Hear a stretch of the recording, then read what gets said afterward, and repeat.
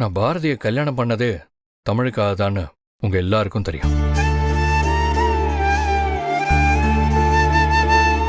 அப்படிப்பட்ட நானே இந்த மாதிரிலாம் பேசுறேன்னா வார்த்தை என்னோடது இல்ல, என் வலியோடது. அந்த வலி கொடுக்கிற வார்த்தைய என்னால தடுக்கவும் முடியல, அந்த வலியை என்னால மறக்கவும் முடியல.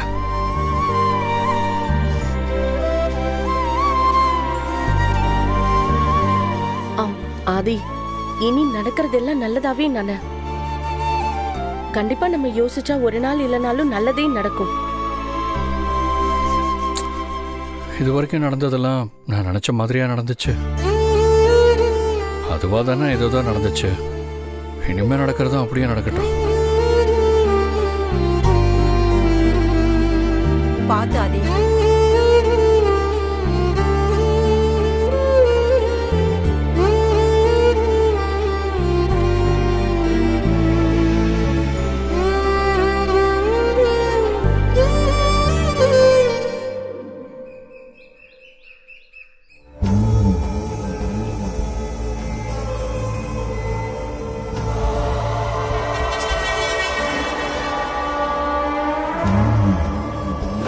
முதல்ல உன்னை ஒரு அனாதையாக்குறேன், அதுக்கப்புறம் உன்னை அனாதை பணமாக்குறேன். இத்தனை நாளா நீ அடிச்சுக்கிட்டு இருந்தல்ல, இப்ப நான் அடிக்கிறேன். நீ வாங்கிட்டே இரு.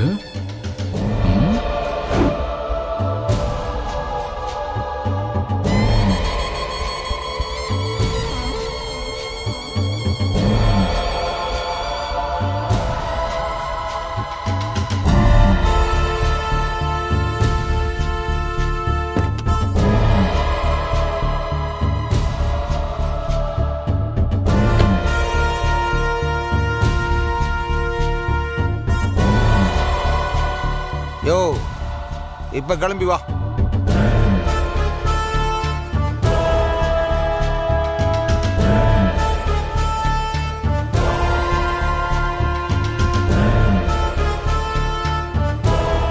வணக்கண்ணே. வணக்கம். வாயா சுந்தரேசா, எப்படி இருக்க? நல்லா இருக்கண்ணே. அப்புறம் வேலையில எப்படி போயிட்டு இருக்கு? தை பிறந்துருச்சுலண்ணே, இனிமே என் காட்டுல மழை தான். இது வரைக்கும் நான் பார்த்து கொடுத்த 4 மாப்பிள்ளைக்கு கல்யாணம் ஆயிடுச்சு. 3 பொண்ணுங்களுக்கும் கல்யாணம் ஆயிடுச்சுன்னா பாத்துக்கோங்களேன். யோ, அந்த கைராசிக்காகத்தான் உன்னை வர சொல்லியிருக்கேன். இங்காரு, நம்ம வீட்லயும் ஒரு கல்யாணம் நடக்கணும். அண்ணே, நம்ம வீட்டுல தான் கல்யாணம் முடிஞ்சிருச்சே. ஏய், பெரிய பிள்ளைக்கு தாயா இருக்கு, சின்னவளுக்கு இன்னும் முடியல. அதானே கோவில்பட்டி மாப்பிள்ளைய பேசி முடிச்சு வச்சிருக்கீங்களே, அப்புறம் எதுக்கு மாப்பிள்ளை பார்த்துக்கிட்டு இருக்கீங்க? ஏய் பவித்ரா, மவ அவளுக்கு கல்யாணம் பண்ணி வைக்கிறது பெத்தவனோட கடமை. கண்டவனெல்லாம் என் பிள்ளைக்கு கல்யாணம் பண்ணி வைக்கணும்னு நினைச்சா நான் பார்த்துட்டு சும்மா இருப்பேனாக்கு? ஏய் காரியா, நீ என்ன பண்ணுவியோ ஏது பண்ணுவியோ தெரியாது. நம்ம சொந்தத்துக்குள்ளேயே ஒரு நல்ல வரனா பார்த்து ஜாதகத்தை வாங்கிட்டு வந்து. ஏய், வர்ற முகூர்த்தத்திலேயே கல்யாணத்தை முடிக்கணுமியா? அண்ணே, ஆசாரிப்பட்டியில தம்பிதுரைன்னு ஒரு பையன், நல்ல பையனை பிடி வாத்தியாரா இருக்கான். அதே ஆசாரிப்பட்டியில பரமசிவன் ஒரு பையன், ரயில்வே வேலை, சென்ட்ரல் கவர்மெண்ட் சம்பளம். அப்புறம் பந்துவார்பட்டியில அண்ணன் பிரகாஷ்னு ஒரு பையன் இருக்கான், பிரைவேட் கம்பெனி வேலை தான்.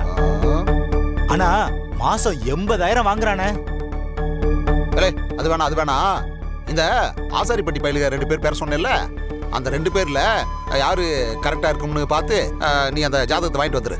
சரிண்ணே, இன்னைக்கே போய் ஜாதகத்தை வாங்கிட்டு வந்துடுறேன். ஏய், நீ பாட்டுக்கு கிளம்புறன்ற அட்வான்ஸ் ரூபா வாங்கிட்டு போ. சரிண்ணே. அண்ணே, சீக்கிரமே நம்ம வீட்டுல முகூர்த்த பந்தக்கால் நடுறோம். சரியாண்ணே, வரண்ணே. சரி சரி.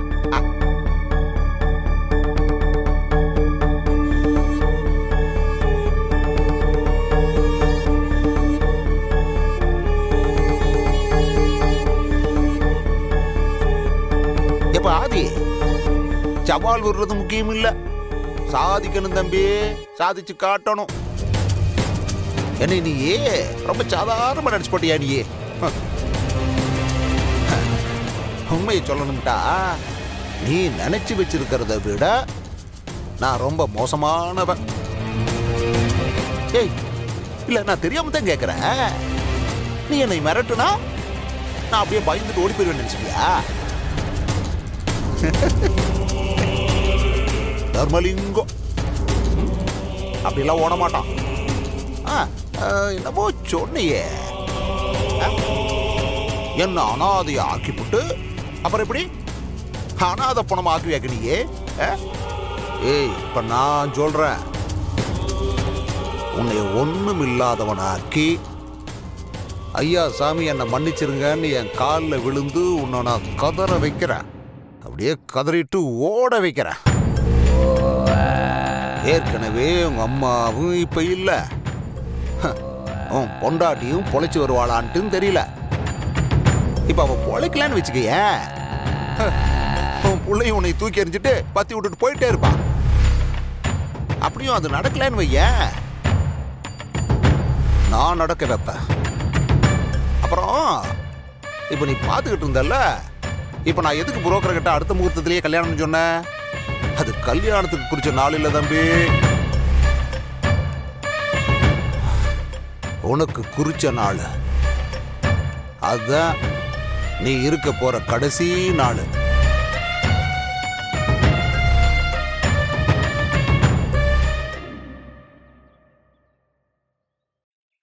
மாப்ள, உங்க வீட்டு சைடுல இருந்து எத்தனை பேர் வருவாங்க? அம்மா மட்டும் தானே வருவாங்க. எங்க அப்பா பத்தி தான் உங்களுக்கே தெரியுமே. சரி. உன் தம்பி ஒருத்தன் இருப்பானடா, அவன் எங்க? அவன் எங்க திருப்பூர்ல அந்த பாடியன் கம்பெனில ஏதோ பார்ட்னரா இருக்கான். லட்சுமி, நம்ம தாயம்மாமாக கவிதாவுக்கு சொல்லிடு. அப்புறம் சங்கரன் கோயில இருக்க கலா டீச்சர், அவளுக்கும் ஒரு வார்த்தை சொல்லிடு. சரி அத்த, அவளுக்கு மட்டும் சொல்லலன்னா அவ்வளவுதான். அவ மக கீர்த்தனா பேய் ஆட்டம் ஆடிடுவா. சரி, ஆதி டவுன்ல தான் இருக்கானா, கிளம்புங்க, வேண்டிக்கிறதுல வாங்கிட்டு வந்துடும். சரி. ஏதா பவி, வீட்டுல ஏதாவது விசேஷமா? அதை ஏன்டா நீ கேக்குற? அதான் உனக்கு அருமமக ஆண்டாள் இருக்கால, எதுவா இருந்தாலும் அவகிட்ட போய் பேசிக்க. இது எங்க குடும்ப விஷயம், தேவையில்லாம தலையிடுற வேலையை வச்சுக்காத. ஆத்தா, என்ன பேச்செல்லாம் ஒரு தினுசா இருக்கு. நான் என்ன பண்ண உங்கள? நீங்க ஒன்னும் பண்ணல, இதுக்கு மேல எதுவும் பண்ணவும் தேவையில்லை.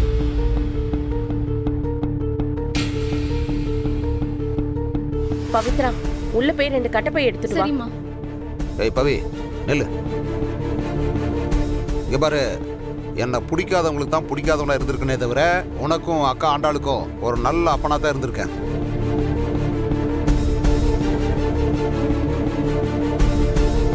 ஏய், மத்தவங்களை விடுத்தா உன் விஷயத்துல என்னைக்காவது நான் கெடுதல் பண்ணியிருக்கேனா? அப்போ மத்த தப்புல நீ தான் பண்ணன்னு ஒத்துக்கிறியா? அவன் என்ன ஒத்துக்கிறது? அதான் அவன் நெத்தியில எவ்வளவு பெரிய அயோக்கியன்னு எழுதி ஒட்டி இருக்கேன்.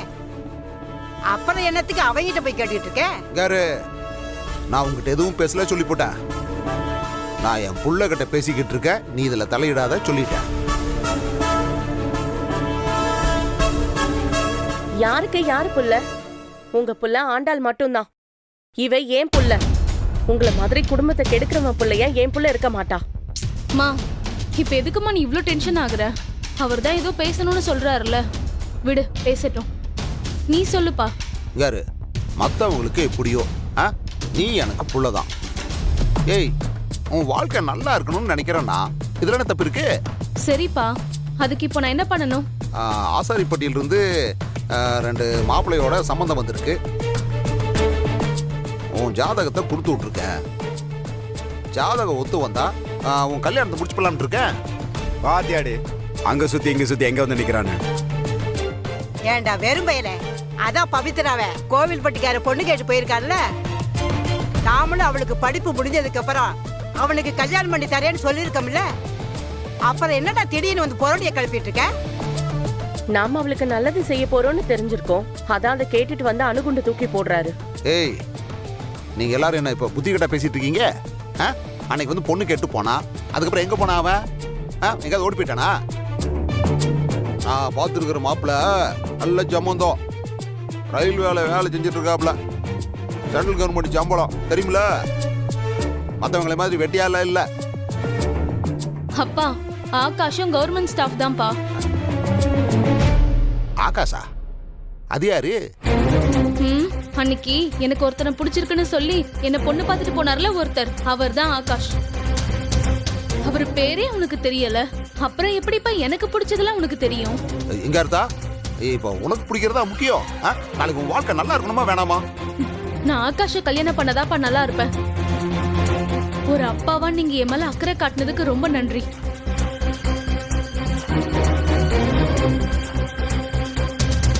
ஆனா அப்பாங்கிற முறையில எனக்கும் ஆகாஷ்க்கும் நடக்க போற நிச்சயதார்த்தத்துக்கு மட்டும் வந்துருங்க. மத்தவங்களுக்கு எப்படியோ தெரியலப்பா, ஒரு மகளா நான் உங்களை கூப்பிடுறேன். இதுக்கு மேல வர்றதும் வராததும் உங்க இஷ்டம்.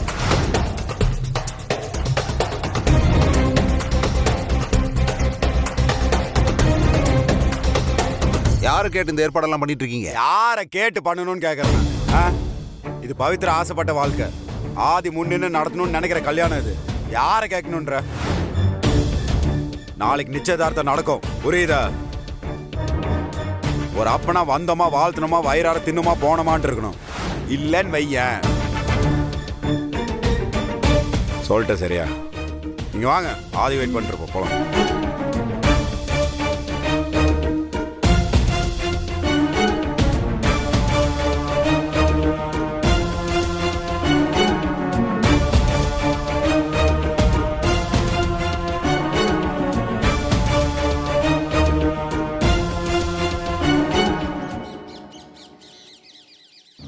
சொல்லுடா. என்னது பிச்சிருவேன். கல்யாணத்துக்கு அப்புறம் வேணா வாடா போடான்னு கூப்பிடாம இருக்க, இப்பெல்லாம் அப்படி கூப்பிட முடியாது.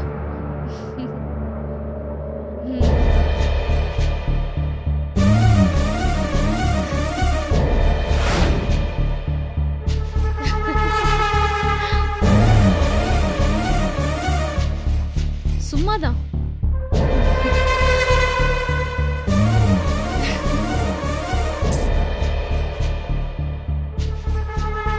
ஆதி, எல்லாம் நீ கொடுத்த தைரியம் தானே? பாக்குறேன்டா, நாளைக்கு இந்த நிச்சயதார்த்தம் எப்படி நடக்குதுன்னு நானும் பாக்குறேன். சரி டேய் இரு, கடைக்கு போனவங்க வந்துட்டாங்கன்னு நினைக்கிறேன், நான் அப்புறம் பேசுறேன்.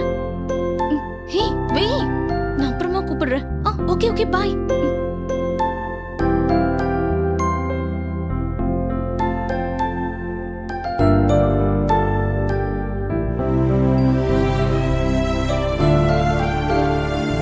என்னடி உங்க அக்கா ஏதாவது ஃபோன் பண்ணாளா?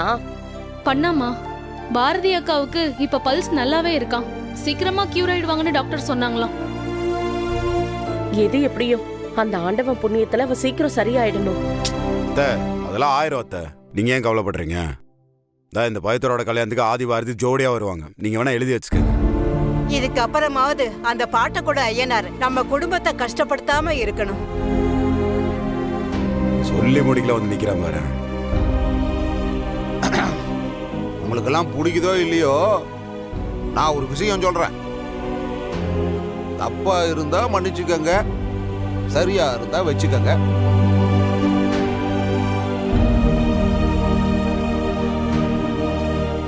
பாரதி இந்த வீட்டு பொண்ணு.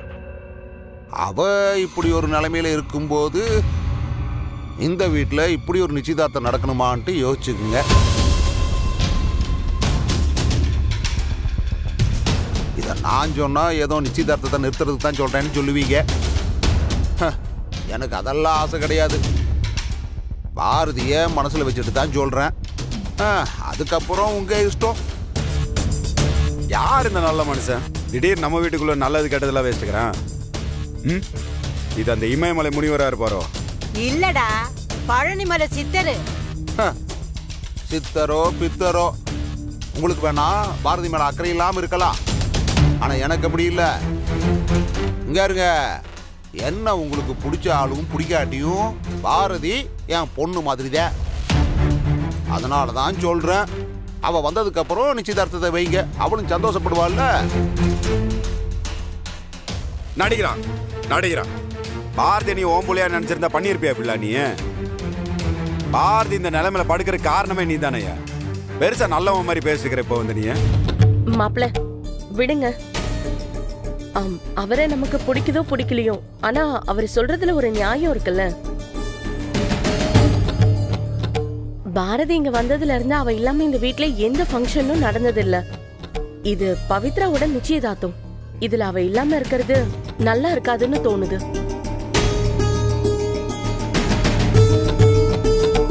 மாப்பிள்ளை வீட்டுல பேசி பாரதி குணமாகி வந்ததுக்கு அப்புறம் இந்த நிச்சயதார்த்தத்தை வச்சுக்கலாமான்னு கேக்குறீங்களா? அத என்ன நீங்க அந்த ஆள் சொல்றது போய் பெருசா எடுத்து பேசிட்டு இருக்கீங்க? பேசினது பேசின மாதிரியா இருக்கட்டும், சரியா? நாளைக்கு பவித்ராக்கு நிச்சயதார்த்தம், அது முடிவாயிருச்சு. அதுல எந்த மாற்றமும் இருக்கக்கூடாது, சரியா? இல்ல மாமா, எனக்கும் அம்மா சொல்றதுதான் சரின்னு படுது. பாரதி அக்கா வந்ததுக்கு அப்புறமே நிச்சயதார்த்தத்தை வச்சுக்கலாம் மாமா. நீ லூஸ் மாதிரி பேசிட்டு இருக்காது, சரியா? அதான் பாரதி சரியாயிட்டு உங்க கல்யாணத்துக்கு ஜோடியா வருவாங்கன்னு சொல்லிட்டேன்ல. இதுக்கு மேல உனக்கு என்ன வேணும்? அதுக்கு இல்ல மாமா, பாரதி அக்கா. பவித்ரா, இந்த நிச்சயதார்த்தம் நடக்கணும். இது உனக்காக நான் சொல்லல, பாரதிக்காக தான் சொல்றேன்.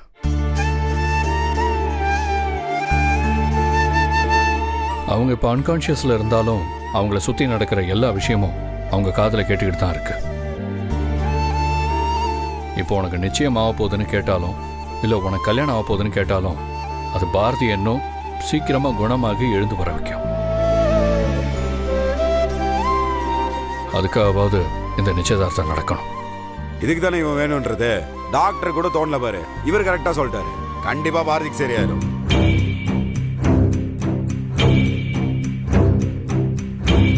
அதாவது பவித்ரா, உடம்பு முழுசா நீ எண்ணெயை தேய்ச்சிட்டு என்னதான் மண்ணில் உருண்டாலும் ஒற்றை மண்ணு தான் ஒட்டும். அதே மாதிரி என்னென்ன நடக்கணுமோ அது எல்லாமே நடந்தே தான் தீரும். அதுவும் நல்லவங்களுக்கு நல்லது மட்டும் தான் நடக்கும். என்ன? ஏன்னா இது என் நண்பன் ஆதி பேசி முடிச்ச சம்மதம். நாளைக்கு நிச்சயதார்த்தம் நடக்கணும், அவ்வளவுதான். டாட்.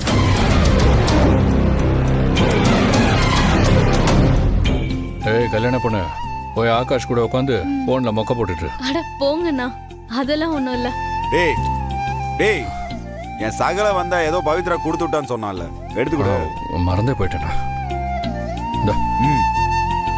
அதுதான்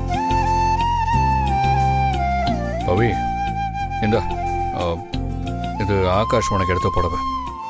இதை கட்டிக்கிட்டு டவுனுக்கு வர சொன்னா உன்ன. டேய் வலிக்கு விழுந்துறாத. டேய், ஆண்டல் ஹாஸ்பிட்டல்ல இருப்பா பாரதி கூட, நான் போய் பார்த்துட்டு வந்துடுறேன். சரிங்க மாமா. நீங்க ஆக வேண்டிய வேலையெல்லாம் பாடுற.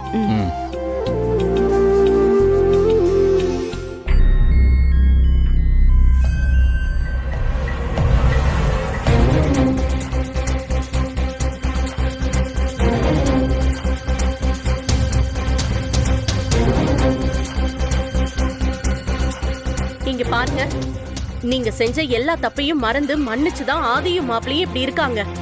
நீங்க திரும்ப திரும்ப வந்து ஏதாச்சும் பண்ணி மறுபடியும் பிரச்சனை வர வைக்காதீங்க. வீட்ல ஒரு நல்லது நடக்க போகுது. குடும்பத்துக்கு மூத்தவரா முன்னாடி நின்னு எல்லாத்தையும் நடத்தி கொடுங்க. அதை விட்டுட்டு எதுக்கு உங்களுக்கு இவ்வளவு கோவம்?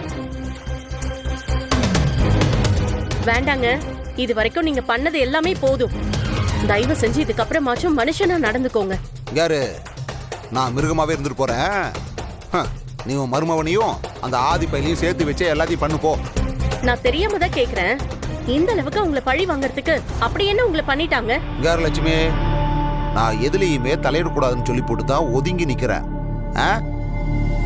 என்னைய கடுப்பேத்தாம போயிரு சொல்லி போட்டேன்.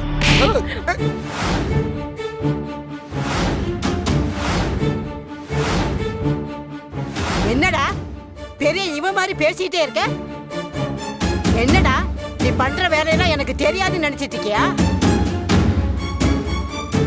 பவித்ராவுக்கும் கோயில்பட்டிக்காரனுக்கும் ஏற்கனவே சம்பந்தம் பேசி முடிச்சிருக்கோம். நீ என்னடானா காலையில அந்த புரோக்கர் பையனை கூப்பிட்டு மாப்பிள்ளை விசாரிக்கிற. இப்ப வந்து பாரதி இல்லாம நிச்சயதார்த்தம் நடக்க வேணாம்னு சொல்ற. என்னடா என்ன நடிச்சிட்டு இருக்க? நீ பண்றதுக்கெல்லாம் பொறுத்துக்கிட்டு போடா. நீ ஏதாவது பண்ணிக்கிட்டே இருப்பியா? உன் 3 சீட்டு வேலைகளை வீட்டுக்குள்ள காட்டிட்டு இருந்தேன்னு வையி, பெத்த மகன்னு கூட பார்க்க மாட்டேன். இங்கே வச்சு கழுத்து அறுத்து போட்டுருவோம், பாத்துக்க. எங்க உன் மனசாட்சியை தொட்டு சொல்லு. நீ தமிழ கடத்தல, ஆண்டாள குத்த சொல்லி ஆள் அனுப்பல, சாரத சாரதாவை ஊரை விட்டு போக வைக்கல? சொல்லுடா, எதுவும் பண்ணலன்னு சொல்லு பாப்போம். இவ்வளவும் பண்ணிட்டு நீ நல்லவ மாதிரி வந்து சுத்துவ. உன்னால பாதிக்கப்பட்ட ஆதியும் அழகரும் கெட்டவங்களா தெரியணும், அப்படித்தானே?